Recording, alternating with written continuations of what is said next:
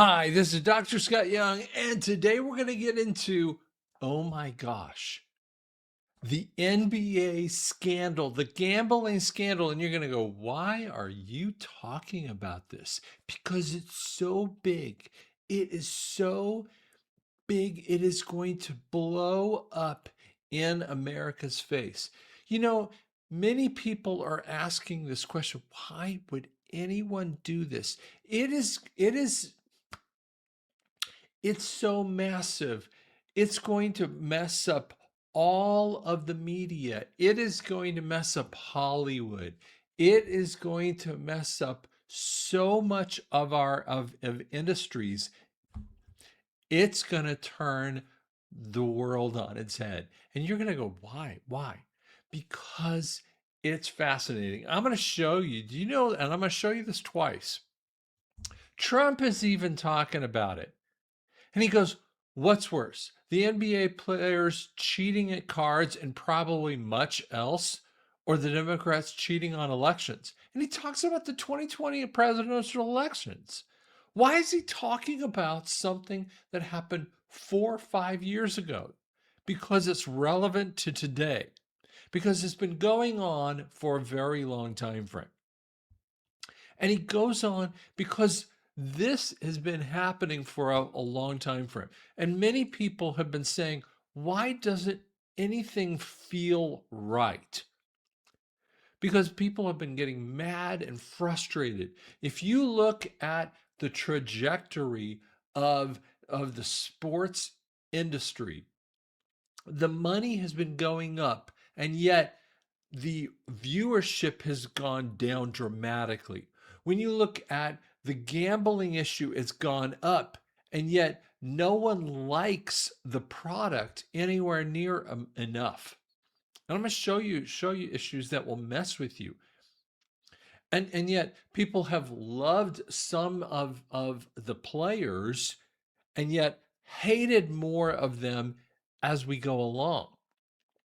And I think you're gonna see this disconnect in many people who need to wake up to this situation. Let me show you some things that are gonna, I mean, totally rock the circumstance. Let's show you some Spectacular in issues. terms of details, case about illegal poker games, which I assume somebody will make a movie about someday. And it does involve NBA players or personnel. There are, I think, about 4 people who are charged in both cases. But that is not really what the NBA is going to be focused on and having to deal with. What they're going to have to deal with is the fallout of the other case, which involves illegal inside information on NBA games. Now, a lot of this was already known. You know, Jonte Porter has already pled guilty to some of the stuff that's in this indictment. Terry Rozier of the Miami Heat was already known to have been under investigation for a certain game in 2023. The NBA, in fact, is probably going to have to answer for why they allowed him to keep playing while the FBI was very clearly still investigating and still planning on possibly charging him, which they have done. And then there is a whole slate of incidences of people having leaking inside information of when players might be available for games. And so what Chauncey is being accused of is, there was a tanking job going out in 2023 going on because people were really interested in getting their hands on Victor Wembanyama. And the Blazers weren't participating in that tanking situation. And there was a moment in March of that year where the Blazers basically seemed to have decided to put their tank in overdrive. And they decided they were not going to play their regulars anymore, but specifically they were not going to play Dame Lillard. And there was this day, I can't remember who they were playing, maybe the Jazz. Damian was listed as probable with a calf tightness. And according to the indictment, I'm not saying it happened, I just said according to the indictment, Chauncey told somebody that Dame wasn't going to play amongst other players, even though he was listed as probable. As the day went along, he was then switched to questionable and then out, and then he never played again the rest of the season. And the Blazers lost 15 of their last 17 games and ended up with Scoot Henderson, the number 2 pick, but not the number 1 pick. So this is the kind of stuff that is in the backdrop of going on. And some of you might be saying, wait a second, I've never heard you talk about this kind of stuff before. Hey, listen, I am a basketball crazy guy. And you go, wait a second, you never said anything. Listen, I have spent time on the basketball court more than anyone you probably know. You go, wait a second, really? Yeah, man, I've torn my knee up so many times. I still every day I dream of basketball courts. That's my thing, okay? So listen, I think of it in many different ways. And so you might say, "Well, why would you think about it?" Man, I grew up as a Denver Nugget basketball guy. I used to listen to them on KOA radio, when you listen to basketball on radio all year is squeak, squeak, squeak, squeak, squeak, rebound, kind of thing, right? And it's funny because I used to listen to Doug Moe radio, and now Doug Moe was the head coach, and he used to use the F bomb every 5 seconds, and they used to try to cover up Doug Moe F bombing, right? And after a while, they couldn't cover up enough of his F bombs. And so you just would hear it. And then we would all laugh about it, right? It was just the normal thing. He and Frank Layden with Utah, both of them just could F bomb left and right. And that was really when in the 70s and early 80s, you couldn't do that on radio or TV. And yet you just couldn't stop it, right? It was just the thing. That's some of the backdrop. And I used to be on, my parents' court, it was just a little pad, and there was a driveway that would go straight down into a gully, and you'd have to run full bore all the way down to a gully because, man, if that ball went down, I'm chasing it, maybe, boy, 200 yards all the way down to the gully kind of thing. So this is the kind of thing I would do from morning till night, man, sun up to sundown. That was my thing. Listen, that was the deal that I lived on. So that's some of the background you don't know about me. Now, this is some of the thing. And I grew up watching Chauncey Billups in that kind of time frame. So I really love Chauncey Billups, and that's the thing that's kind of difficult to kind of hear. So, when he's saying I'm innocent, you can bet on that. It was difficult to kind of deal with that kind of stuff too. But Terry Rozier, I know many of these kind of players with this kind of stuff too. And you see some of this area. I might kind of mute this because it'll mess up the circumstance. But this is in a game that happened. And so he's jumping around, and he must, he might have, tweaked his foot. Listen, guys play injured all the time. Listen, that kind of jumping, I've tweaked so many things over the years. So he's pushing on his right foot, and I could show you the whole thing, but you get the idea.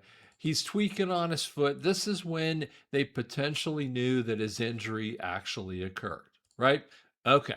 So you get the idea in that circumstance. But I want to show you a little bit more about how they're actually kind of seeing the scam and how it actually works. Games where the outcomes were rigged. Billups, according to this indictment, was what they called a face card.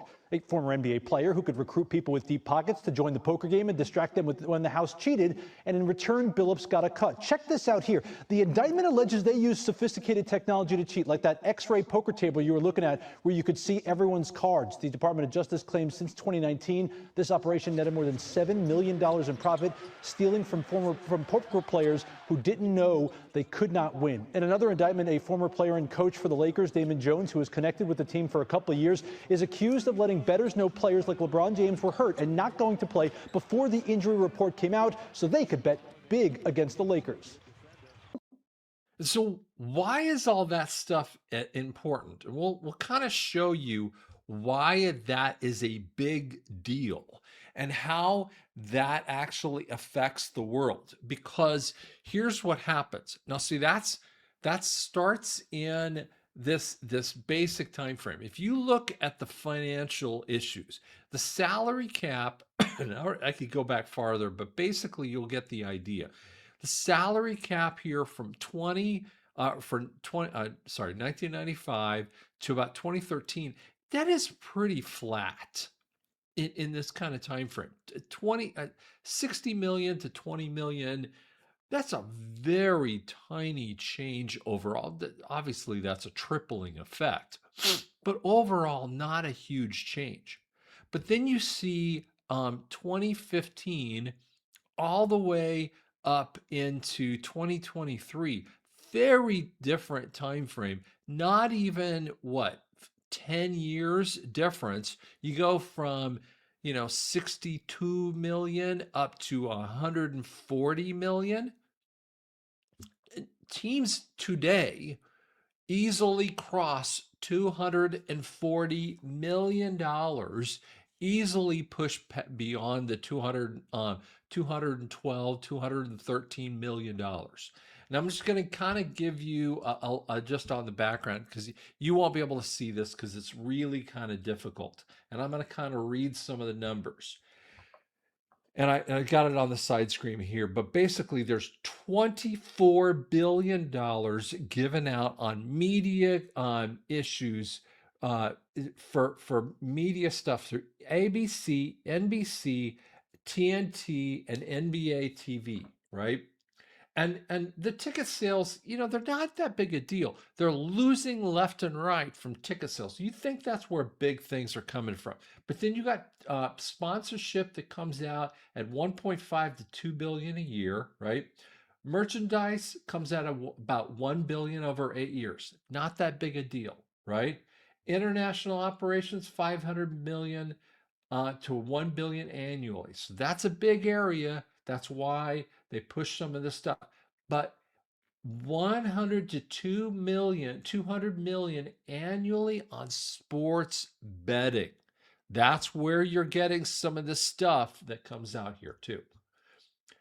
So that's where it pushes the franchise values at $4 to $5 billion. So the total is 12 to 15 billion dollars for these NBA salaries. Now you start to say, wait a second, that's why it's so important. Okay, now let's just show you actually where it goes even farther. Individuals such as Chauncey Billups, Damon Jones, and Terry Rozier were taken into custody today, former, current NBA players and coaches. What you don't know is that this is an illegal gambling operation and sports rigging operation that spanned the course of years. The FBI led a coordinated takedown across 11 states to arrest over 30 individuals today responsible for this case, which is very much ongoing. Not only did we crack into the fraud that these perpetrators committed on the grand stage of the NBA, but we also entered and executed a system of justice against La Casa Nostra to include the Bonanno, Gambino, Genovese, and Lucchese crime families. Now here's the statement the NBA released. We're in the process of reviewing the federal indictments announced today. Terry Rozier and Chauncey Billups are being placed on immediate leave from their teams, and we will continue to cooperate with the relevant authorities. We take these allegations with the utmost seriousness, and the integrity of our game remains our top priority. Let us bring in senior insider for ESPN, Shams Charania. Now, Shams, by the way, gets a lot of deep, detailed information. So like agents and players tell him a ton of information. So this guy's really detailed. He gets deep information. So when he has information, you can actually bank on it. To gather information, seeing who out of this new group of arrests are going to cooperate with the authorities. So it'll come down to what more information can the FBI gather, what can they prove in the court of law, and that's what we're going to find out really over the next 8 to 12 months. You know, Shams, I asked you a little bit earlier, I think the NBA dropped the ball. I think when the integrity of the game is in question, you got to be like, no, no, no, we got to look at this. Did the NBA drop the ball with the whole Rozier situation, going back to when he was playing for the Hornets? It's hard to say they dropped the ball, Chuck, for this because they did what was under their jurisdiction, which is they took his phone from him as part of their investigation. They spoke to other people around him, but they also don't have the subpoena power and the ability to go talk to these other co-conspirators, these defendants that have been named in the initial case that clearly have some crossover with the illegal poker fixing situation as well. So they took Terry Rozier's phone. They investigated him at that point. A spokesperson with the NBA said they could not find enough of evidence. There's not enough evidence to discipline Terry Rozier. The FBI, obviously, over the course of two and a half years later, so this started in March 2023, took the FBI 2.5 years to come down with these charges. And that Malik Beasley, from my understanding, has had to do with the NBA and with federal investigators. So Malik Beasley's player for the Pistons last year. He's a free agent now. He's undergoing an ongoing investigation with both the NBA and the federal systems, and he's had to forfeit his phone. But he was not part of this round of arrests. Terry Rozier also did the same thing. He gave up his phone in 2023. But yeah, the NBA didn't find enough evidence there. But the FBI is under no jurisdiction to have to share their information with the NBA. Clearly, the way this was done by Kash Patel and federal investigators that started in the Eastern District of New York, this was done in a silo. This was proven guilty, but usually when the FBI has something, they have you. You know, FBI, I know a lot of people from the FBI, and I've been in many of those investigations. They'll wait 2, 3, 4, 5 years, but when they come knocking on your door, they have something. Let me show you this old video. I had to upload it actually a little bit later here, so it took me a little bit extra to kind of load it on the back end here. This is actually what a mobster says. But this happened. Bookmaker working with me, he comes to me, hey, this player from the Jets, he's into me really heavy. He owes me 50 grand. Okay, what do you want to do? Should I bring him to you? How should I collect? 50 grand. Let him get into you for 250 grand, 300 grand. What are you doing? You're writing an entry on a piece of paper. It's not costing you a penny. He's a bad gambler. Let him get into you heavy and then bring him to me. Boom. Before you know it, he's into me $250,000, $300,000, right? I bring him to me with the cash. Don't miss. Don't miss. And I'll let you slide for a while. I don't care. That's fine with me. He wants to do anything to get out of the room. He leaves. What do we find out? We're tracking a guy. He goes to another bookmaker somewhere else, right? And he's trying to make up the loss by betting somewhere else. Well, we all know what's going on. So pretty soon, he can't even pay me the 2%. We call him back in the room. Hey, let me explain something to you, my friend. You don't get away with a gambling debt. You got to pay me. You got a rich uncle. You got a godfather. Who would it? Go rob a bank. I don't care what you do, but you're going to pay me. That's it. Oh, Michael, let me tell you that. For some reason, I got a soft spot with you. I don't know why. So here's what we're going to do. You're a good running back, right? Yeah. All right. First 3 times next game, you put the ball on the ground. What? You heard what I said. Put the ball on the ground. First 3 times. You're a wide receiver? Okay. Make sure that that ball doesn't go into your hands. That's it. You're a quarterback? First 3 times you get the ball, put it in the other team's hands. I'll worry about the rest. I'm getting an edge now. I know what to do. You're going to do this over a period of whatever amount of games I tell you, and that's how we're going to even up the score. And if you don't do it, you don't want to know what happens at that point. I think you understand where I'm coming from. That's it. Very powerful. That's how you get these players to work with you. NBA player, the same thing. I don't care what you do. Foul yourself out of the game. Do whatever. Referee, same thing. You make sure it goes my way. Are all of these type of people involved in gambling? Of course. Gambling is huge. Why do you think the NBA and all of these organizations now are being involved with gambling? Money. Period. Huge. The more access you give players, the more trouble they're going to get in. Wow. Isn't that amazing? And this is why I'm telling you, it's going to rock everything that's going to rock. all this kind of stuff's going to happen. Let me show you something else. Tipped people off about his availability. That means this wasn't a one-time thing. This was systematic. For over a year, Terry Rozier was allegedly manipulating games. But there's a comical angle to all of this. One of Terry Rozier's records almost got broken on opening night, and the Inside the NBA crew let us all know about it. Aaron Gordon has made 10 three-pointers tonight, tying Terry Rozier in 2020 for the most in a season opener in NBA history. I kid you not. Now here's where the scandal becomes a cover-up. ESPN analyst Brian Windhorst dropped a bombshell. The sportsbooks caught it. They told the NBA right away, and guess what? The NBA, Rozier didn't play the rest of the season, and he had faked the injury, so it wasn't because of the injury. The NBA pulled him. Wait, what? I'm just gonna go ahead and say this part of the video is a theory. In October of 1993, at the absolute peak of his powers, Michael Jordan shocked the world by retiring from basketball. I'm very solid with my decision of not to play the game of basketball in the NBA. He was 30 years old. He had just won his third consecutive NBA championship. He was the most dominant player on the planet, and he had a knack for how competitive he was, and he just walked away. The official story was that his father's murder had devastated him and he'd lost his love for the game. But almost immediately, rumors started circulating about the real reason: gambling debts and a secret suspension from the NBA. The evidence that fueled this theory was compelling. Jordan had well-documented gambling issues. He was investigated by the NBA for gambling large sums in Atlantic City casinos during the 1993 playoffs. A $57,000 check he wrote to a convicted drug dealer for a golf bet became public. His name appeared in court documents related to a murder investigation involving a golf course manager he'd allegedly owed $1.2 million to in gambling debts. And then suddenly, he retired. Not traded, not a gradual decline, just done at age 30 in his prime. The theory had always been that Commissioner David Stern gave Jordan an ultimatum: accept a secret suspension for gambling violations or face a public lifetime ban that would destroy the NBA's brand.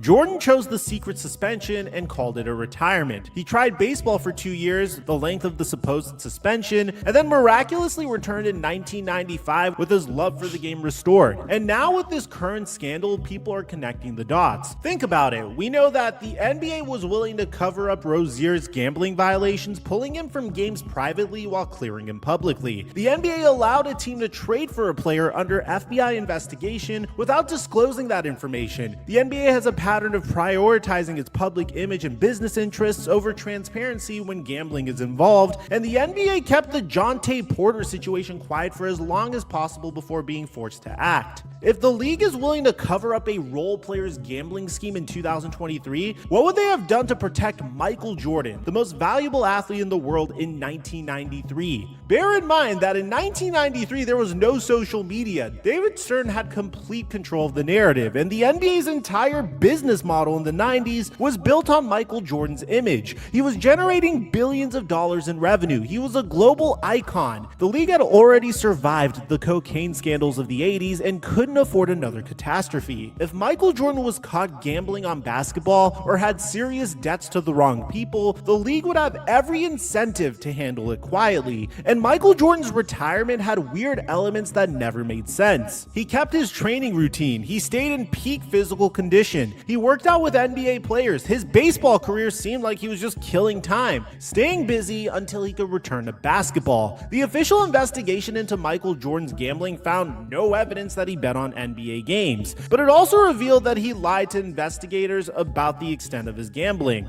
Do you have a gambling problem? No, I enjoy it. It's a hobby. If I had a problem, I'd be starving. I'd be hawking this watch. My championship rings, I would sell my house. I would do this. I do not have a problem. I enjoy gambling. Sound familiar? That's exactly what we're seeing now. Players and coaches lying about their involvement until the evidence becomes overwhelming. Now, let me be clear. This is still a theory. There's no definitive proof that Michael Jordan was secretly suspended. David Stern denied it. Michael Jordan denied it. The NBA denied it. And it's possible that Jordan was just heartbroken over his father's death and genuinely wanted to try baseball. But what this current scandal proves is that the NBA absolutely would cover up a major gambling violation if they thought it was in the league's best interest. They've done it with Terry Rozier. They allegedly tried to do it with Jonte Porter. They have a track record of prioritizing business over transparency. So the question isn't, would the NBA lie about a gambling suspension? We know they would. The question is, did they do it with Michael Jordan? And in light of everything that we're learning, that theory proves to be more plausible than it did a month ago.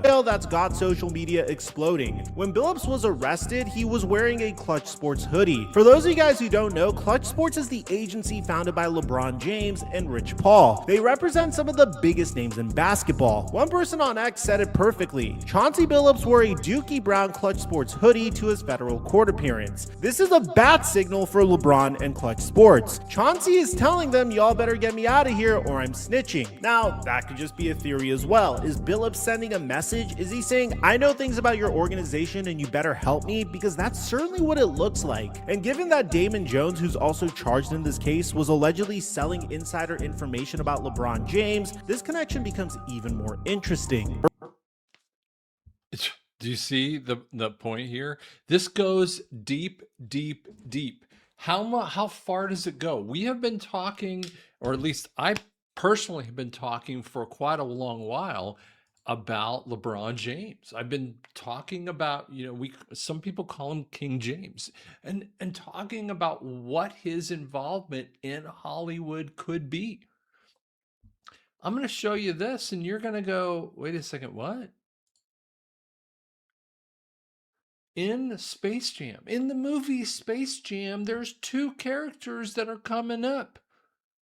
LeBron James and Jordan. Kind of interesting points. Why did those two come up in Space Jam? During that time frame, when Jordan is retired, he works out for 2 years. He works out hard. There is a documentary movie, I don't know how they call that, and you can watch it on YouTube, and you can go and check it out. It's real interesting because Jerry Krause is the architect, heavy set guy, architect of this incredible dynasty of the Chicago Bulls.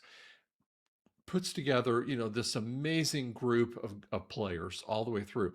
So they win the three titles, and then Michael retires. So then they get a couple more players. They have to regroup at that time frame. Houston Rockets come in and win, and then Michael comes back in this really dramatic fashion, and then they win 3 more titles right afterward.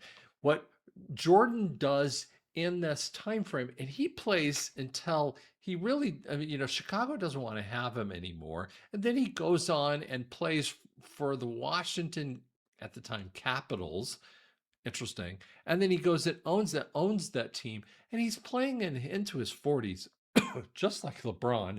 And he's scoring, in his 20s, he's scoring, averaging like 20. So he's really not very effective as a player, but he's averaging 20 points, which he can't. He was an amazing player all the way through.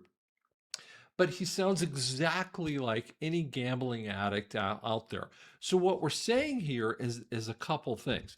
The salary cap tells you that there is a massive flow of money, even though a couple things are known. The popularity of the sport is not there. So there's this flow of money. Here's what we know about the world right now that we see.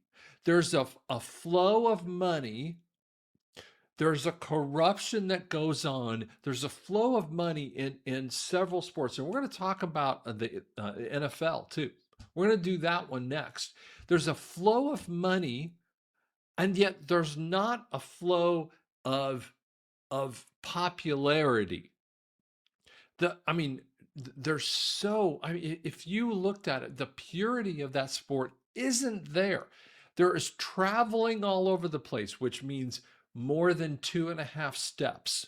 if you don't know anything about the game. There's just really ugly things that are going on in that game that you're going, what is happening? And the players are really, there's just a disconnect between the players and the players and head coaches. There's a disconnect, and the referees are reffing the games badly. And then there's a disconnect with the people out in the world going, man, this is gross. And then there's people going, I don't want anything to do with this. But here's what happens. There's a disconnect out there in the world going, I don't want anything to do with you because you guys making, 50, 60 million dollars a year.